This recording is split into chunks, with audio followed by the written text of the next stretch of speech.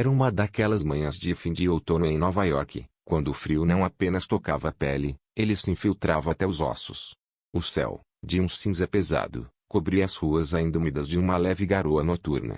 Do chão, vapor se erguia pelas grades de esgoto, como se a própria cidade estivesse exalando. Caleb Maddox saiu de uma imponente torre de vidro na Quinta Avenida. Seu terno de corte impecável, cor carvão, permanecia sem uma única marca apesar da umidade. A pasta de couro balançava ao lado do corpo, e os sapatos lustrados batiam firmes contra o concreto molhado. O maxilar contraído. O olhar, frio como aço. A reunião da manhã não tinha sido boa.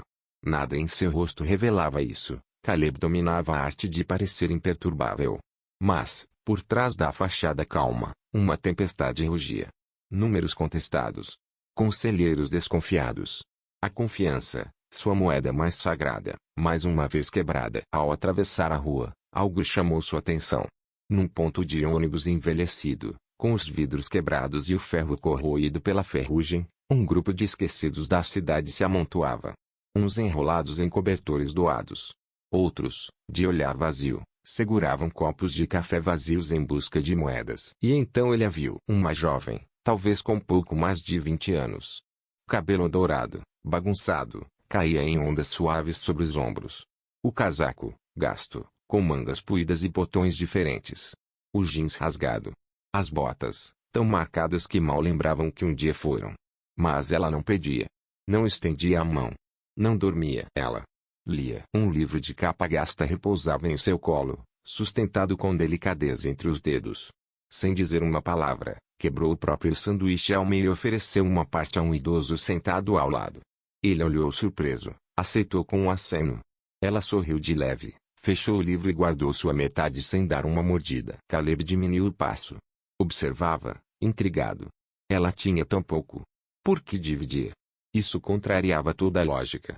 No mundo dele, generosidade sempre vinha com o preço, principalmente de quem não tinha nada. E, ainda assim, ali estava ela, desafiando os algoritmos que o haviam tornado milionário. Nenhuma mão estendida. Nenhum pedido por trocados. Apenas silêncio. E uma estranha dignidade. Algo se moveu dentro do peito de Caleb. Algo impulsivo. Desconhecido. Ele avançou em direção a ela. A sombra dele cobriu a jovem, protegendo-a da luz cinzenta da manhã. Seus olhares se cruzaram. O dela, azul, límpido, atento. Não havia medo. Não havia desespero. Apenas foco. Sem dizer muito, Caleb puxou do bolso do paletó um cartão de crédito preto, acabamento fosco, bordas metálicas. Um Black Cardiologia Crédito Ilimitado. O tipo de poder que podia reescrever uma vida em questão de horas. Ele deslizou o cartão dentro de um envelope branco, selou e estendeu para ela. Use como quiser, disse, a voz calma, indecifrável. Voltarei às 8 da noite. Os dedos dela hesitaram antes de aceitar. Olhou para ele, não como quem recebia um milagre, mas como quem buscava o truque escondido. Não havia truque. Caleb esperou um segundo a mais, virou-se e partiu. Nenhuma palavra adicional. O vento soprou pela rua enquanto sua silhueta sumia na multidão de casacos cinzentos e guarda-chuvas.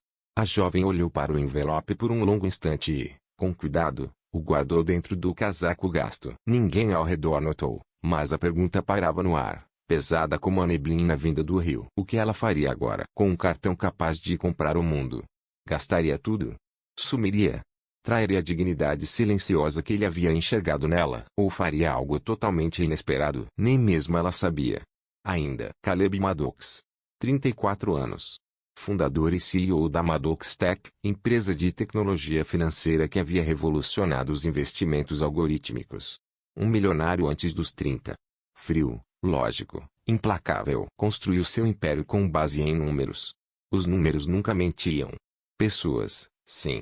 Sempre. Seu pai, advogado corporativo, havia lhe dito uma vez. Confiança não é ativo, é passivo. Caleb acreditou nisso desde cedo. Não investia em pessoas, apenas em desempenho, previsibilidade, padrões. O que começou como ceticismo discreto, nos últimos tempos havia se endurecido em algo mais sombrio. 3 semanas antes, a única pessoa em quem confiara de verdade, sua assistente de longa data e amiga mais próxima, fora pega desviando mais de $2 milhões do fundo de caridade da empresa. Não era apenas roubo. Era traição, daquelas que racham algo muito mais profundo do que planilhas ou reuniões de acionistas. Caleb abafou o escândalo com precisão cirúrgica. Processos em silêncio. Nenhum jornalista soube. O conselho seguiu em frente. Mas Caleb não. Desde então, uma crença havia se congelado dentro dele: as pessoas só são boas até o momento em que têm a chance de não ser. Ele enxergava isso em todos os lugares. Sorrisos falsos. Gentilezas envoltas em expectativa. Integridade à venda. Todos tinham um preço. A única pergunta era quão alto. E ainda assim, naquela manhã, em um ponto de ônibus decadente na Haste 65 TH Street, uma mulher de casaco esfarrapado havia quebrado o padrão. Dividir a sua última refeição e entregar a metade a outra pessoa. Por quê? Não fazia sentido. Desafiava todos os modelos que Caleb havia codificado em seus sistemas. Rompia cada suposição que ele tinha sobre o comportamento humano. Então, por impulso, Caleb puxou do bolso um cartão preto. Crédito ilimitado. Tentação ilimitada. Escolha ilimitada. Ele o entregou como um cientista coloca um sujeito dentro de um experimento controlado. Mas, dessa vez, a variável não era apenas ela. Era ele também. O que ela faria? E por baixo de toda sua lógica, uma voz quase silenciosa sussurrou: prove que estou errado. Por favor. Do outro lado da rua, longe das salas de reunião envidraçadas onde Caleb vivia, uma figura permanecia encolhida na calçada, o hálito visível no ar gelado. Essa jovem era Kim, 26 anos. Um dia, havia sido estudante bolsista em um dos melhores programas de psicologia, elogiada por sua paixão em ajudar crianças com traumas. Mas a vida se desfez rápido. A mãe, enfermeira, diagnosticada com câncer em estágio avançado. Kim abandonou os estudos para cuidar dela e do irmão de 7 anos, depois que o pai simplesmente desapareceu. Trabalhou sem parar, lavando pratos, dando aulas particulares, carregando caixas em armazéns. Quando a mãe morreu, restaram-lhe apenas luto, dívidas e uma criança para sustentar. Desesperada por abrigo, respondeu a um anúncio de quarto barato. Era um golpe. Levaram suas economias, documentos, identidade. Ela denunciou, mas nada aconteceu. Em poucas semanas, estava na rua. O irmão foi para um lar adotivo. E ela ficou só. Isso já fazia mais de um ano. Desde então, Kim dormirá em abrigos, sob pontes, atrás de igrejas. Mas havia regras. Regras que nunca quebrou. Não pedia esmola. Não roubava. Não se anestesiava para sobreviver. O que fazia, todos os dias, era escrever. Em um caderno de couro rasgado, documentava tudo: pensamentos, dores, padrões, lições. Com a mente de cientista e o coração de poeta, escrevia para não enlouquecer, para não perder a si mesma. Porque sobreviver não era apenas seguir respirando. Era não perder quem você é no processo. Posso perder tudo, havia escrito uma vez. Mas não posso perder quem sou. Por isso, quando um estranho de terno que valia $1000 lhe estendeu um cartão preto e disse para usar como quisesse, Kim não viu caridade. Ela viu o que realmente era um teste. Ele estava esperando para ver se ela trocaria seus princípios por conforto. Kim olhou nos olhos dele, não com desespero, mas com algo mais forte, mais cortante. Ele acha que está me testando, pensou. Mas talvez eu esteja testando ele também. Será que ele acreditava que ela se trairia? Que sumiria para provar sua teoria? Não hoje. Dois mundos, duas pessoas. Um sentado no topo de um império de código e cinismo, rico em lógica mas falido em fé. A outra vivendo sobre concreto e memória, pobre em posses mas rica em princípios. E entre eles, um cartão preto. Não um presente. Não uma transição. Um espelho. Nenhum dos dois sabia ainda, mas aquela manhã silenciosa mudaria tudo. A manhã deu lugar ao meio-dia, e a cidade ganhou ruídos. O fluxo do horário de pico cedeu ao som constante dos táxis, ao chiado dos freios, ao eco distante de um saxofone. Kim caminhava devagar pela calçada úmida, mãos afundadas no casaco gasto. Contra as costelas, escondido no forro, estava o envelope. O cartão preto. Ainda intacto. Ela quase não havia dormido. O cimento gelado. O barulho da cidade. Mas, acima de tudo, o barulho da própria mente, repetindo uma pergunta que não a deixava em paz. O que fazer com algo que pode mudar sua vida quando você prometeu a si mesma nunca ser mudada pelo dinheiro? A tentação espreitava cada esquina. Na Lexington Avenue, o cheiro de café fresco e bageus recém-saídos do forno escapava de uma cafeteria. O estômago dela se contorceu. Não fazia uma refeição completa havia quase 20 horas. Parou diante da vitrine. Lá dentro, Uma criança ria tomando chocolate quente enquanto a mãe limpava as migalhas do seu rosto. A mão de Kim se aproximou do bolso do casaco. Bastava um movimento. Um deslizar. Uma refeição. Um momento de calorimetria. Ela recuou. Alguns quarteirões depois, seus olhos prenderam em uma livraria de usados. Na vitrine, um exemplar gasto de O Corpo Fala, Thibaut de Kepstiscore. Lera esse livro na faculdade, antes de tudo desmoronar. Ele havia mudado a forma como enxergava o trauma. E a si mesma. Os dedos tremeram de novo. Mas não era luxo que resistia. Era algo mais profundo. Era a recusa de vender sua alma por um alívio passageiro. Ela se lembrou da voz da mãe. Dos olhos do irmão. De uma frase que certa vez escrevera em seu diário. Cada vez que você troca seus valores pela sobrevivência, perde um pedaço do motivo pelo qual queria sobreviver. Perto de Bryant Park, uma voz a chamou. Era Marcos, um companheiro de rua, ex-mecânico que agora dormia 2 quadras abaixo. O olhar dele caiu sobre o envelope que ela segurava com firmeza. Isso é um cartão Black? Ela não respondeu. Marcos riu com amargura. Se for, saque uns 5.000 num caixa e desapareça. Você sabe. Ninguém entrega um deste sem esperar algo em troca. Ela sorriu de leve. Talvez este seja diferente. Marcos balançou a cabeça. Nada nunca é diferente. Só se certifique de que você é quem puxa as cordas. E foi embora. Ara ficou sozinha outra vez. À medida que a tarde escurecia, o vento se tornava mais cortante. Numa rua lateral, ela avistou uma criança encolhida perto de um carrinho. Não tinha mais de 9 anos. O rosto pálido, vazio. Ara se ajoelhou. Você está bem? A menina mal assentiu. Ara enfiou a mão no casaco e tirou a última metade do sanduíche. Pão seco. Queijo murcho. Mas ainda assim. Comida. Dividiu em 2 partes e entregou a maior para a menina. Os olhos da criança brilharam. Obrigada. Coma devagar, disse Ara com suavidade. Levantou-se e enfiou as mãos congeladas de volta nos bolsos. Os dedos roçaram o envelope. Ainda lacrado. Quando o anoitecer cobriu a cidade, o horizonte acendeu em luzes. As ruas fervilhavam com pessoas voltando para casa. Ara caminhou de volta até o ponto de ônibus onde tudo havia começado. O cartão estava no mesmo lugar desde a manhã intocado. Não usado. As pernas doíam. O estômago protestava. O futuro permanecia o mesmo. Mas o orgulho ainda era dela. Se eu gastar até mesmo um centavo, pensou, estarei dizendo que tem um preço. E eu não tenho. Sou pobre, mas não sou comprada. A cidade desacelerava conforme o céu mergulhava em azul marinho. Um silêncio suave se espalhava, interrompido apenas pelo ronco distante do trânsito e pelas buzinas esparsas de táxis. Caleb Maddox olhou o relógio. 19h58. Estava do outro lado da rua, diante do mesmo ponto de ônibus quebrado. Mãos nos bolsos do casaco. Olhos fixos naquele canto apagado onde a história havia começado. E ela estava lá, exatamente como ele havia deixado. Sentada ereta no banco gelado, o casaco apertado nos ombros, a expressão indecifrável na luz moribunda. Um único poste piscava acima dela, como um holofote em uma cena esquecida. Caleb atravessou a rua. Ela se levantou quando ele se aproximou, calma, firme. Sem hesitação no corpo. Sem medo. Sem encenação. Em suas mãos, o mesmo envelope branco. Ela o estendeu para ele. Caleb pegou. Seus olhares se encontraram. Ele buscou sinais: vergonha, culpa, manipulação. Até orgulho. Não havia nada disso. Apenas honestidade silenciosa. Ele abriu o envelope. O cartão preto ainda estava ali, intacto. E, sob ele, dobrada ao meio, uma folha arrancada de um caderno. Caleb desdobrou.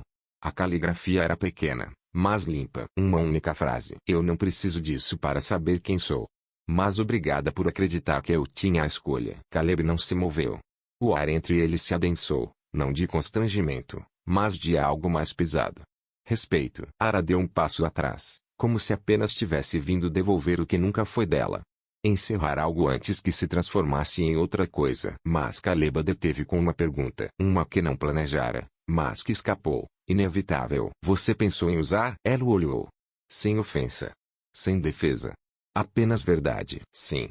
Mais de uma vez. Um silêncio denso. Mas eu prefiro passar fome do que ter que me explicar por ter gasto algo que nunca foi meu. Enfiou as mãos de volta no casaco. Sobreviver é difícil. Mas sobreviver com respeito próprio. Isso é mais difícil ainda. Estou tentando escolher o mais difícil. Virou-se para ir embora. Mas algo dentro de Caleb se moveu.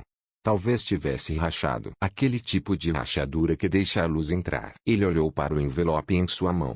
Depois, para a mulher que caminhava para longe do poder como se ele não significasse nada. Para um homem que havia construído um império baseado em suposições, dados e previsibilidade humana. Aquilo era a coisa mais imprevisível que já tinha presenciado em anos. Ele a testara. E ela havia passado em um teste que ele mesmo jamais teria superado. Enquanto voltava ao brilho neon da cidade, a frase no papel ecoava em sua mente. Obrigada por acreditar que eu tinha a escolha. Ninguém jamais o agradecera assim antes. Não pelo poder, não pelo dinheiro, não pela oportunidade, mas pelo respeito. E a verdade o atingiu com força. Ela não precisava do cartão para provar nada, porque ela já sabia o próprio valor. Ela não tentava conquistar importância. Ela era importante. Pela primeira vez na vida de Caleb, o dinheiro havia falhado em controlar o desfecho. E, estranhamente, isso não o assustou. Pelo contrário, o deixou humilde. Ele deslizou o envelope para dentro do bolso do casaco, um leve sorriso surgindo no canto dos lábios. Ele sabia que haveria novamente. Não porque tivesse mais testes para aplicar, mas porque, talvez pela primeira vez, tivesse algo a aprender. A foto caiu na internet pouco depois da meia-noite. Era granulada, tirada do outro lado da rua. Mas o momento que capturava era inconfundível. Caleb Maddox, o magnata impassível da tecnologia, entregando um envelope branco a uma jovem loira, desalinhada, sentada em um ponto de ônibus. Em poucas horas, a imagem se tornou viral. A legenda abaixo dizia: CEO bilionário paga jovem misteriosa sem teto golpes de PR ou algo mais. Ao amanhecer, cada blog de fofoca, fórum financeiro e feed de rede social estava em chamas. Especulações, memes, hashtags, teorias. Chamavam de a Cinderela do metrô, Sugar Baby de luxo, o experimento dele. Ninguém sabia seu nome. Ninguém se importava. As manchetes moldavam a narrativa mais rápido do que a verdade conseguia alcançar. Paparazzi cercavam a área próxima ao Bryant Park. Repórteres pressionavam a equipe de imprensa da Maddox Tech. Desconhecidos juravam já ter visto a garota antes, cada um oferecendo detalhes contraditórios. Araquim sentiu a mudança antes mesmo de ver as notícias. Naquela manhã, ao se aproximar dos degraus da igreja onde costumava dormir, um voluntário olhou com desconfiança e disse que o abrigo estava lotado. Não estava. Mais tarde, no banheiro público, alguém cuspiu perto de seus sapatos e murmurou: "A gente já sabe quem você é." Mas o pior aconteceu no parque. Ela estava sentada sob uma árvore, escrevendo silenciosamente em seu caderno, quando meio sanduíche voou e saiu ao seu lado, atirado por uma mulher que zombou. "Compra sua própria comida da próxima vez, farsante." Dois adolescentes tiraram fotos dela e riram. Outro homem gritou: "Quanto ele te pagou?" "Tá jogando golpe longo, é isso?" As pessoas com quem antes compartilhava sopa desviavam o olhar. Um homem a quem havia dado um cobertor no último inverno virou as costas quando ela passou. Rumores tinham feito que nem o dinheiro conseguia reescrever sua identidade. Ara deixou o parque de cabeça baixa, não por culpa, mas por causa daquele tipo de humilhação que gruda, mesmo quando você não fez nada errado. Naquela noite, voltou ao único lugar que ainda parecia seguro: os degraus da biblioteca no centro. Mas até ali alguém havia rabiscado com giz mendiga falsa. Brinquedo de bilionário. Não era apenas crueldade. Era exílio. Ela enfiou a mão no bolso do casaco e tirou os poucos pertences que guardava. A mochila que Caleb havia deixado, o cartão da biblioteca, a nota dobrada com sua caligrafia impecável. Colocou tudo cuidadosamente nos degraus da biblioteca. Não guardaria nada do que agora era usado contra ela. Antes de partir, olhou mais uma vez para as luzes da cidade e pensou: nunca pedi nada disso. Nunca aproveitei de nada. Nunca usei o cartão. Mas não importa. No tribunal da opinião pública, inocência não significa nada. Só um espetáculo importa. Ela sussurrou para si mesma: não peço bondade. Mas as pessoas oferecem como se fosse um troféu e a arrancam como castigo no instante em que você não corresponde às expectativas. E desapareceu naquela noite como uma sombra engolida pelo concreto. Sem palavra. Sem destino. Apenas silêncio. Quando Caleb Maddox viu a foto, interrompeu a reunião no meio da frase. Reconheceu de imediato o que significava. O envelope. O ângulo. As suposições. Quando ligou para a assistente, já era tarde demais. A tempestade havia caído. Disseram-lhe que Ara havia sido hostilizada, expulsa do abrigo, que deixara para trás tudo o que ele havia lhe dado. Agora, sobre sua mesa, estavam aqueles objetos simples. Um cartão de biblioteca, uma nota sem resposta, uma mochila. Um arrepio frio subiu pela sua espinha. Um homem que passara a vida prevendo riscos, calculando impactos, construindo planos infalíveis.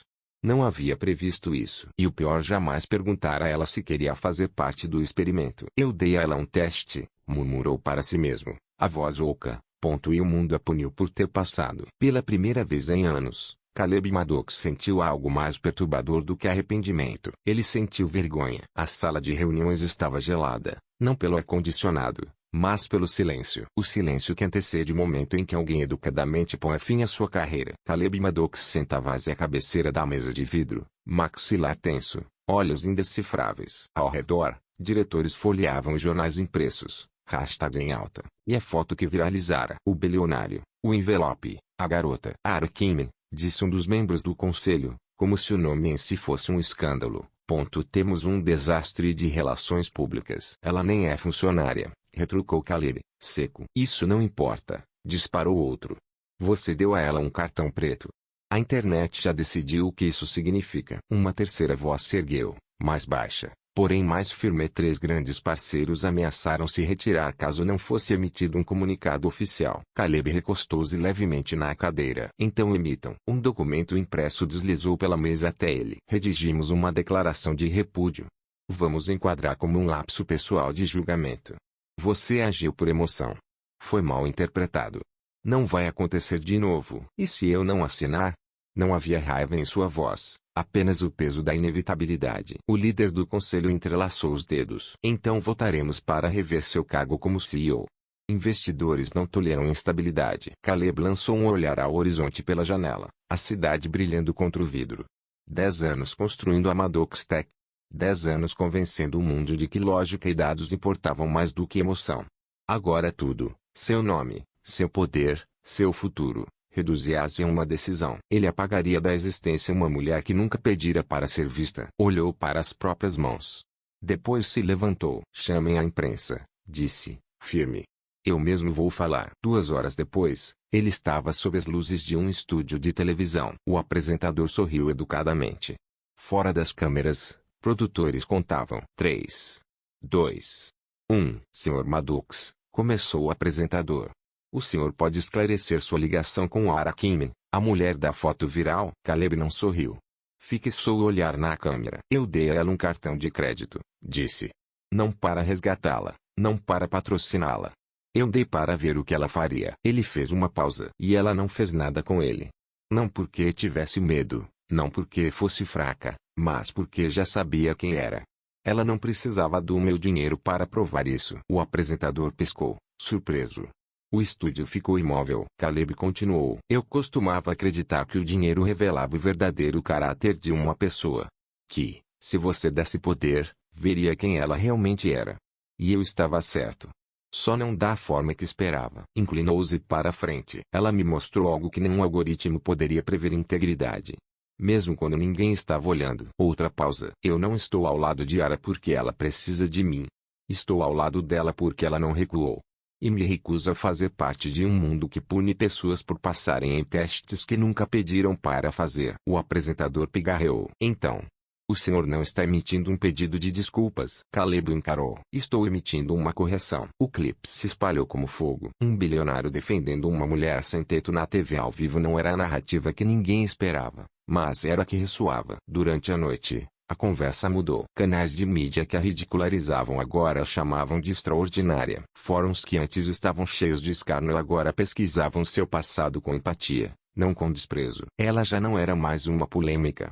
Era uma pergunta que o mundo não sabia responder. Na manhã seguinte, Caleb não verificou o preço das ações. Não leu manchetes. Não acompanhou hashtags. Agora só importava uma coisa: onde ela estava. A cidade tinha cantos silenciosos. Se você soubesse onde procurar. Caleb Maddox encontrou um deles em uma biblioteca comunitária no centro. Um prédio modesto de tijolos, espremido entre 2 lavanderias, onde as luzes fluorescentes zumbiam baixo e as estantes rangiam com décadas de uso. Ele a procurava havia semanas. Não com seguranças, nem com equipes de imprensa, mas sozinho, discretamente, determinado. Não havia registros de cartão de crédito a rastrear, nem pistas em redes sociais. Araquém havia desaparecido sem deixar pegada digital. Até agora. Foi à biblioteca por instinto, não por expectativa. Ela lhe dissera uma vez que gostava de ler em lugares que não esperavam nada dela. Por impulso, perguntou à bibliotecária se havia cadernos ou diários comunitários deixados por visitantes. A mulher voltou com uma pilha pequena, velhos cadernos, alguns rabiscados por crianças, outros cheios de poemas ou esboços. Mas um deles se destacou. Simples, gasto. Páginas repletas de reflexões escritas à mão, pensamentos filosóficos e histórias pessoais. Algumas dilacerantes, outras ferozmente esperançosas. A caligrafia era inconfundível. Caleb folheou as páginas devagar, o peito apertando a cada linha. Reconhecia sua voz em cada frase. Um trecho dizia: "Você não é a pior coisa que já lhe aconteceu. Você é a forma como escolheu responder." Outro: "Ser sem teto não é um defeito de caráter. É uma circunstância. A dignidade não se perde na pobreza. Ela se revela nela." Ele leu por horas. Não era apenas um caderno. Era um manuscrito. Com a ajuda de um contato no meio literário, Caleb rastreou frase-chave em blogs antigos, fóruns esquecidos, uploads escaneados, reblogs no Tumblr, arquivos de bibliotecas. Tudo apontava para uma única coisa. Um livreto autopublicado, de autoria anônima, que circulava havia quase 2 anos em abrigos, grupos de recuperação e comunidades online. Salas silenciosas, corações valentes. Autor desconhecido. Ele havia ajudado milhares. Citado em fóruns, fotocopiado em casas de apoio, esquecido em bancos de igreja. Caleb folheava as páginas devagar, o peito apertando a cada linha. Reconhecia a voz dela em cada palavra. Um dos trechos dizia: "Você não é a pior coisa que já aconteceu com você. Você é a forma como escolheu responder." Outro: "A falta de um lar não é um defeito de caráter. É uma circunstância. A dignidade não se perde na pobreza, ela se revela nela." Ele leu por horas. Não era apenas um caderno. Era um manifesto. Com a ajuda de um contato do meio literário, Caleb começou a rastrear frase-chave em fóruns antigos, uploads esquecidos, reblogs no Tumblr, arquivos de bibliotecas. Todas as pistas levavam a uma única obra. Salas silenciosas, corações valentes. Autor desconhecido. Um pequeno livreto autopublicado que circulava havia quase 2 anos por abrigos, grupos de recuperação e comunidades online. Ele tinha ajudado milhares de pessoas. Citado em fóruns, fotocopiado em casas de apoio, deixado em bancos de igrejas. E agora, pela primeira vez, Caleb sabia a verdade. Araquém não apenas sobreviveu às dificuldades. Ela havia dado aos outros as ferramentas para sobreviverem às deles. Ela nunca tinha sido a resgatada. Sempre fora salvadora. Caleb ficou parado no meio da biblioteca, o caderno pressionado contra o peito, dominado por um sentimento que o surpreendeu. Não era apenas admiração, nem espanto. Era amor, mas não aquele construído sobre a ideia de salvar alguém. Era o amor que nasce quando você descobre quem a pessoa realmente é. Ele a encontrou uma semana depois, conduzindo uma oficina silenciosa de escrita em um centro de apoio para mulheres no Lower East Side. Ela estava sentada em círculo com 5 jovens mulheres, todas com cadernos nas mãos, compartilhando risos e silêncios em igual medida. Ela o viu antes que ele dissesse qualquer coisa. Não se assustou. Sorriu. Quando a aula terminou, caminhou em sua direção com a calma de quem não precisa mais fugir de ser vista. Ele a encontrou no meio do corredor, ainda segurando o caderno nas mãos. "Você escreveu para o mundo inteiro", disse suavemente, "e nunca assinou seu nome. Eu só quero ser a única pessoa que sabe quem você é." Ela o encarou por um longo instante e depois soltou uma risada leve, cúmplice. "Você não me encontrou, Caleb", respondeu. "Eu voltei porque finalmente estou pronta para que alguém saiba." Não havia resgate nos olhos dele, nem piedade nos dela. Apenas 2 pessoas em pé no mesmo chão, despidas de títulos, erros do passado e poder. Ele se aproximou. "Eu não me apaixonei pela garota da rua", sussurrou. "Eu me apaixonei pela mulher que se recusou a perder a si mesma, mesmo quando o mundo tentou tirar tudo dela." Os olhos dela se suavizaram, a voz saiu tranquila. "Eu não precisava que você acreditasse em mim", disse.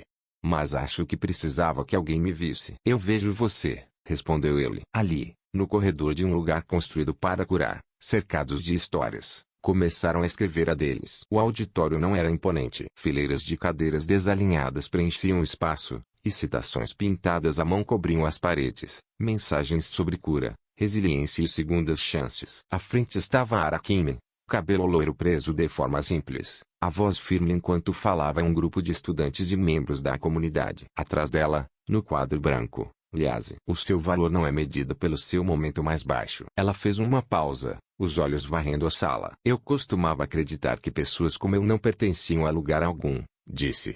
Que o mundo não tinha espaço para quem não tinha nada. Respirou fundo. Mas eu estava errada. Porque ninguém pode tirar de você aquilo que você nunca concordou em vender. Aplausos suaves seguiram, honestos, comovidos. Alguns na sala eram estudantes. Outros haviam vivido nas ruas, como ela.